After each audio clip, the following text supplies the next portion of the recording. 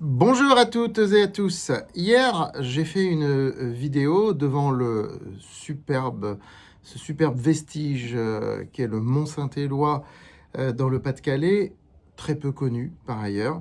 J'ai fait une vidéo vous expliquant un petit peu ma méthode qui est la narrative morphologie. Une méthode unique au monde parce que personne n'utilise une imbrication de la sociologie, de l'anthropologie, voire de la biomécanique, etc., pour analyser le marché, pour construire des portefeuilles. Je crois que je suis le seul à le faire. Mais aujourd'hui, je voudrais vous parler de ce qui est à l'origine de tout ça, de ma conception philosophique qui est à l'origine de cette méthode, parce qu'elle s'appuie sur une véritable philosophie. Et qui parle de philosophie, parle de philosophes, ou du moins de penseurs, qui ont aidé et façonné ma pensée pour aboutir finalement dans le champ boursier à la création de cette méthode, qui, comme vous le constatez, fonctionne très bien. Et vous savez, j'ai plusieurs personnes qui m'ont dit, on cherchera à comprendre ta méthode, on cherchera à comprendre pourquoi tu as cette méthode, quand tu montreras tes performances. Parce que ce qu'on voit en finance, c'est avant tout les performances.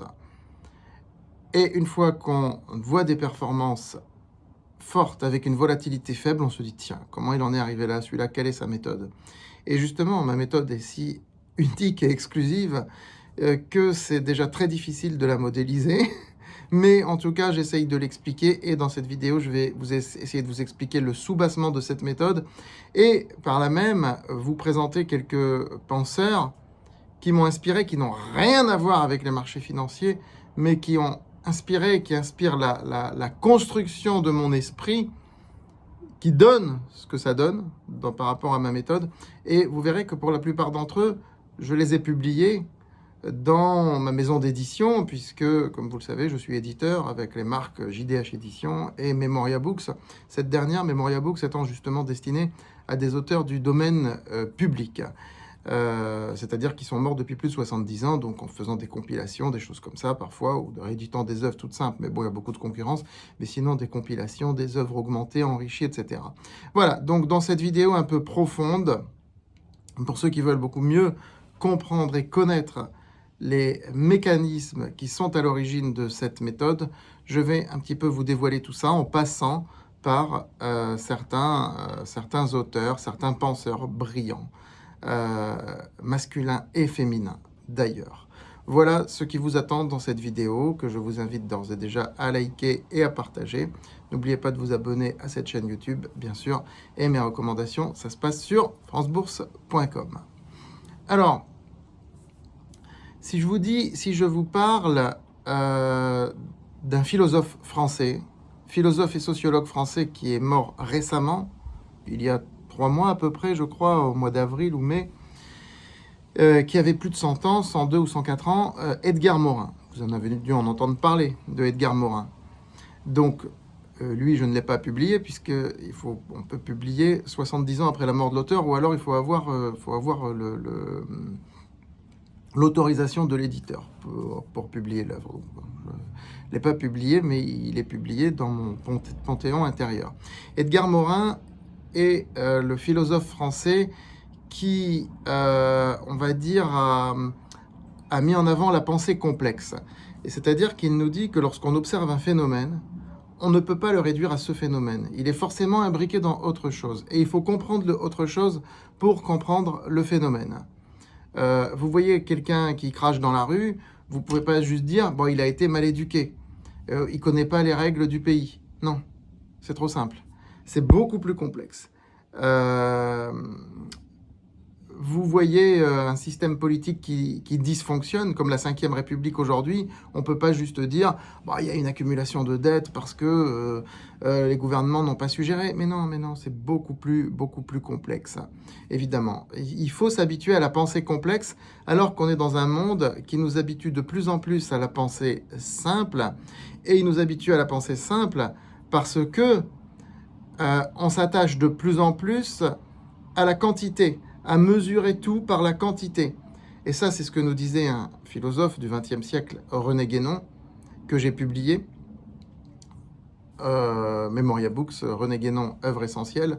Il nous disait qu'en gros, que la crise du monde moderne est liée au fait que l'homme, l'individu, se perd par rapport à ses valeurs, aux valeurs spirituelles d'une part, et que d'autre part, avec le modernisme et le matérialisme, c'est le règne de la quantité qui devient ce qui le dicte, ce qui lui dicte sa vie, en fait. L'individu voit sa vie dictée par le règne de la quantité. Combien de ceci, combien de cela, on est dans un règne du quantitatif. On n'est plus dans un règne du qualitatif. Et ça, il nous le disait depuis les années 1940. Ça va faire bientôt un siècle. Donc René Guénon, un auteur que vous connaissez peut-être, qui est à lire, à découvrir, qui est un philosophe un peu ésotériste, parce qu'il est très très axé justement sur le spirituel, sur la quête de la spiritualité qui, selon lui, faisait défaut à notre société à cette époque-là déjà, et qui fait encore plus défaut aujourd'hui. Il est redevenu très à la mode depuis qu'il y a le conflit entre la Russie et l'Ukraine, puisque certains ont analysé ça comme un conflit entre des civilisations et qui restent ancrées dans des valeurs traditionnelles, et des civilisations qui portent des valeurs plus modernes, liées justement au règne de la quantité, de l'argent, etc. Bon, je ne pense pas qu'on puisse réduire ce conflit à ça, franchement. Je ne crois pas que les dirigeants du monde oriental soient totalement désintéressés de tout ce qui est quantitatif. Mais c'est des interprétations qu'on a vues passer et qui ont rendu Guénon un petit peu plus à la mode ces dernières années. Voilà. Il y a une philosophe française qu'on oublie beaucoup, comme Simone Veil. Alors, ce n'est pas Simone Veil, la femme politique qui a été enterrée au Panthéon, etc. Non, c'est une Simone Veil avec un W au lieu du V à son nom, qui est une philosophe de la même époque que Guénon, c'est-à-dire les années 30, 40. Elle est d'ailleurs décédée en 1943 à l'âge de 34 ans. Cette jeune femme, parce qu'elle a toujours été jeune, mais néanmoins philosophe, est quelqu'un qui a pris les armes pour aller se battre contre Franco, alors qu'elle était française, que c'était pas son pays, l'Espagne, mais par solidarité humaine, elle a vraiment pris les armes. Elle est allée risquer sa vie pour se battre là-bas. Philosophe qui a fréquenté, qui a côtoyé Simone de Beauvoir, elles avaient vraiment des opinions très très différentes. Simone Veil était prête à prendre les armes, comme on le voit, et pas juste à écrire des textes, bien qu'elle en ait écrit pas mal. Pour elle, c'est l'enracinement de l'individu qu'il faut prendre en compte. L'enracinement, l'individu est enraciné dans un peuple, une culture, un territoire, une tradition. L'enracinement, ça peut être aussi une famille, ça peut être... Et elle nous disait que ce monde moderne ne tient plus compte de cet enracinement, ce qui fait que nous devenons tous des déracinés. Et cela se pose particulièrement aujourd'hui, avec la mondialisation, avec tout ce qu'on veut. Et alors, sur les marchés financiers, il y a une notion forte de déracinement, de mon point de vue, pour les traders, qui sont des êtres complètement déracinés par rapport à leurs pratiques boursières quotidiennes. Par contre, les investisseurs, eux, peuvent rechercher un enracinement. Quand vous voyez tous ceux qui vont dans les assemblées générales, etc., des actionnaires, c'est une forme de recherche d'enracinement. C'est son œuvre phare, l'enracinement. Donc Simone Veil, autrice, on dit maintenant autrice, j'aime pas ce mot, je préfère dire auteure, française, donc brillante du début du XXe siècle. Simone Veil qui se réclame pas, mais qu'on a classé dans le personnalisme qui est attribué à Emmanuel Mounier, un philosophe à peu près de la même époque, un petit peu avant, que je n'ai pas publié, qui est dans le domaine public, mais que je vais certainement publier prochainement, qui est à l'origine du personnalisme. Moi, je me définis comme personnaliste, c'est-à-dire le personnalisme est une doctrine philosophique qui a un ancrage spirituel fort, voire ésotérique, mais surtout spirituel, qui refuse à la fois l'individualisme et donc le libéralisme le plus étriqué, on peut le connaître parfois, mais qui refuse aussi toute forme de collectivisme. Et le problème, c'est que l'individualisme d'un côté et le collectivisme de l'autre côté ont vraiment guidé nos pensées les pensées de ce monde où on vit vers un système manichéen où s'opposent la droite et la gauche, le capitalisme et le communisme, etc. Quoique le capitalisme est un système qui part d'individualisme, qui part de l'individualisme et qui n'est pas individualiste en définitive, puisqu'il devient collectiviste à partir du moment où une entreprise grandit, ou un système d'organisation grandit. Hein. D'ailleurs, Keynes, autre auteur qui est remarquable pour moi et que j'ai publié, en tout cas les perspectives de Keynes 1930-2030 que j'ai publié également, Keynes différenciait bien le marché, les intérêts marchands, on va dire tous les économistes classiques, tout ce qu'a fait tout ce qui participe à la pensée des économistes classiques, de dire que chacun doit rechercher son propre intérêt, etc., sa propre maximisation de l'utilité. Il distinguait ça du système capitaliste, et qui pour lui était un système... il était presque utopiste, Keynes, par rapport au système capitaliste, qui pour lui serait le seul système capable de produire du bonheur pour l'individu à horizon 2030. On est bientôt à 2030 et malheureusement, les gens ne sont pas dans un bonheur effréné globalement, sauf certains.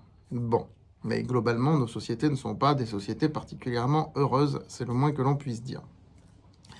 Et puis, je voulais vous parler aussi de Frédéric Bastiat, bien sûr, que j'ai édité, et que donc vous avez certainement entendu parler. Son livre se vend bien d'ailleurs. Alors Frédéric Bastiat, qui est un petit peu trop souvent considéré comme un ultralibéral, alors que ce n'est pas le cas du tout. Frédéric Bastiat, au contraire, évidemment, c'est quelqu'un qui milite, qui plaide pour une libération de l'individu, mais en nous disant que l'individu a autant de devoirs que de droits. Ça c'est clair, et qu'il y a ce qu'on voit et ce qu'on ne voit pas, et que justement, quand on voit un échange marchand, ce qu'on ne voit pas, ce sont les mécanismes sociaux qui sont en dessous, et vous allez comprendre que ça inspire directement ma méthode, hein, ma méthode d'analyse et d'appréhension des marchés financiers. Hein, donc Frédéric Bastiat, que j'ai édité en œuvre essentielle, mais aussi à titre individuel, justement, et prochainement je sors un de ses livres qui s'appelle « Maudit argent ». Voilà. Et puis, je voudrais vous parler, même si peut-être vous allez penser qu'elle n'a pas un rapport direct avec tout ça, de Olympe de Gouges, cette femme extraordinaire d'époque de la Révolution française, cette courtisane extraordinaire qui a écrit plusieurs livres que j'ai publiés sous forme d'œuvres essentielles aussi, le plus connu étant la Déclaration des droits de la femme et de la citoyenne, qui, elle, luttait contre...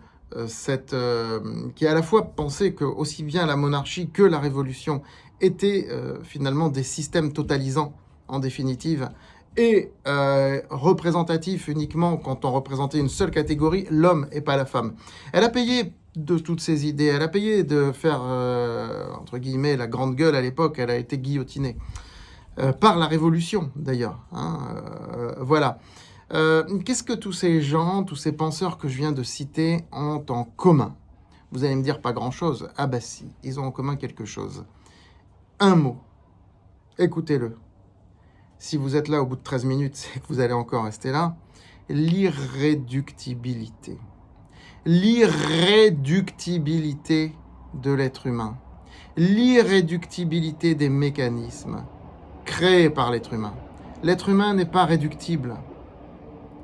N'est pas réductible ni à un sujet qu'un système, que ce soit la révolution ou la royauté ou autre, comme il y en a plein encore aujourd'hui, doit dominer.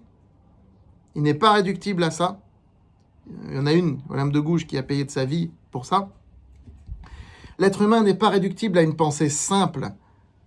Pour l'appréhender, il faut utiliser une pensée complexe, et aussi pour appréhender tous les mécanismes qu'il crée. C'est ce que nous dit Edgar Morin, et c'est ce qu'on va retrouver dans le personnalisme dont je vous ai parlé, et chez Guénon et chez Bastiat également. Voilà. Donc le point commun, le pont entre tous ces auteurs qui ont façonné ma pensée, c'est l'irréductibilité de l'être humain. Et depuis que j'ai commencé, je vous dis quelque chose. Je vous dis que la bourse, c'est un système qu'on ne peut pas investir en bourse en regardant strictement les bilans ou strictement les graphiques. Tous ceux qui vous disent que pour gagner en bourse, pour réussir à investir en bourse, pour gagner en bourse, il suffit de comprendre tel ou tel graphique, regarder tel ou tel indicateur et appliquer mécaniquement des préceptes qui concernent cet indicateur. Par exemple, un RSI en dessous de 20, j'achète. Un RSI au-dessus de 80 ou 75, je vends parce que ça veut dire que c'est survendu. Un titre qui arrive sur un support horizontal, c'est un signal d'achat. Un titre qui tape sa Bollinger en haut, c'est un signal de vente, sauf s'il déborde la Bollinger, etc. Et ne parlons pas d'Ishimoku. Tout ça, c'est réducteur. C'est réduire les mécanismes créés par l'être humain, parce que tout ça, c'est l'être humain qui achète et qui vend des actions, des indices ou tout ce que vous voulez, ou des institutions comme des banques qui fabriquent des produits dérivés derrière et qui influencent les marchés. C'est réduire une construction humaine à un modèle, ça ne marche pas. Pareil pour les bilans. Voir une entreprise en fonction de son bilan, elle fait des bénéfices, les bénéfices progressent, c'est super, j'achète, mais vous en avez qui baissent. Et pourquoi? Pour les raisons que j'ai évoquées hier, rang social, etc., etc. Je pars du principe qu'il faut aborder la bourse de manière complexe, avec une pensée complexe, et pas avec une pensée simple, manichéenne, dichotomique. Ça s'applique aussi dans la gestion de vos portefeuilles.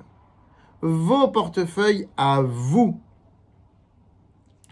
Et je vous invite à rejoindre la playlist premium de formation continue premium où je vais développer pendant plusieurs années, à raison d'une fois par semaine, tous ces mécanismes.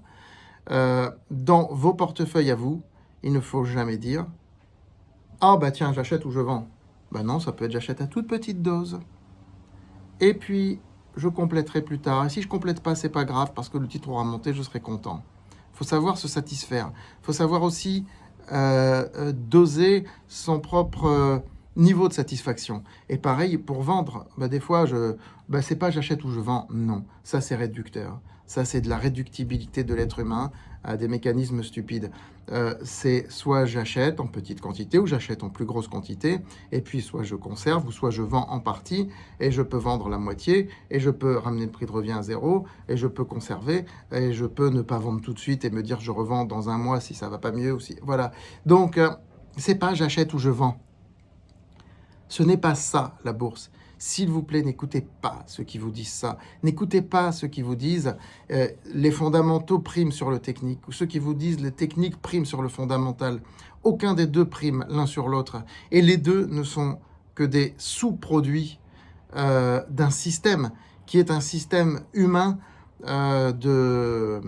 comment dirais-je, de construction d'entreprises, cotation d'entreprises sur des marchés où les titres vont être demandés, des marchés qui vont obéir à des passions, qui vont obéir aussi à des recherches d'intérêt institutionnel, à des recherches de domination institutionnelle. Quand les banques créent des produits structurés, ça se fait de plus en plus. Et d'ailleurs, ça tombe bien, je vous l'annonce, je vais publier un livre plutôt sur les produits structurés. Je viens de finir de l'écrire. Dans une semaine, il sera en vente. Je vous en reparlerai parce qu'on en parle beaucoup des produits structurés actuellement. Et ça perturbe le jeu des marchés. Tout comme les ETF perturbent le jeu du marché. Je suis un fan des ETF, vous le savez, mais ça perturbe le jeu du marché. En bien. Enfin, en bien pour les haussiers, en mal pour les baissiers, parce que les ETF créent un volume supplémentaire artificiel, ne l'oublions pas. Et tout ça, est-ce que c'est pris en compte par les gens qui vous parlent d'analyse fondamentale ou d'analyse technique? Certainement pas. Donc il faut voir derrière le réel ce qui est à l'œuvre. Et de la même manière que le collectivisme ou le libéralisme réduisent la pensée ou l'être humain à quelque chose qu'il n'est pas, parce qu'il mérite mieux que d'être soit considéré comme une particule libre de ses émotions, etc., qui peut faire ce qu'elle veut, dans un système qu'elle ne maîtrise même pas, d'ailleurs, mais on s'en fout du système, c'est ce que un petit peu disent les économistes ultralibéraux, les libertariens ou autres, qui sont dans une pensée absolument réductrice et absolument stupide, et l'individu n'a pas non plus vocation, la personne humaine, j'utilise le mot personne parce que comme je vous l'ai dit, je suis personnaliste, n'a pas vocation à être le sujet ni d'un roi, ni d'un dictateur, ni d'un système qui se veut être un système démocratique, mais qui est tout de suite pris en otage par des gens qui en veulent plus et plus et plus. Et je peux vous dire, pour en terminer avec les paroles d'un financier que je connais, qui, comme moi, réfléchit beaucoup, qui a fait le tour du monde de par ses métiers, il m'a dit, le monde libre, Jean-David, est de plus en plus réduit. Vous ne pouvez pas savoir à quel point le monde libre est petit. Et pour les femmes, encore plus petit. Parce que, justement, donc ça c'est pas lui qui le dit, c'est moi, parce que le monde veut réduire, a une tendance à vouloir réduire l'être humain. Et un règne de la quantité trop fort, je ne dis pas que c'est pas bien le quantitatif, je ne dis pas que c'est pas bien, je ne vais pas comme jusqu'à Guénon à le dénoncer autant qu'il l'a fait, mais je comprends et j'adhère à sa pensée. Un règne de la quantité beaucoup trop fort dans notre monde nous réduit nous-mêmes à être de simples agents qui sommes là pour consommer, pour dépenser, pour compter leur argent à la fin du mois, combien j'ai dépensé, combien j'ai gagné, et à devenir finalement les esclaves d'un système. Voilà, ce que je vous incite à ne pas être, et pour ne pas l'être, il faut aussi investir en bourse, comprendre ce système. Investir en bourse et être plus fort que le système, et donc gagner en bourse. D'où ma méthode, la narrative morphologie, qui est peut-être pas parfaite, qui n'est peut-être pas complète. Et si je vous disais qu'elle était parfaite ou complète, je serais moi-même réducteur. Or, je plaide, je milite pour l'irréductibilité de l'être humain, des systèmes, de la finance, de la bourse, etc. Et surtout, de vos économies, il ne faut pas qu'elles se réduisent. On est d'accord. À très vite sur France Bourse TV.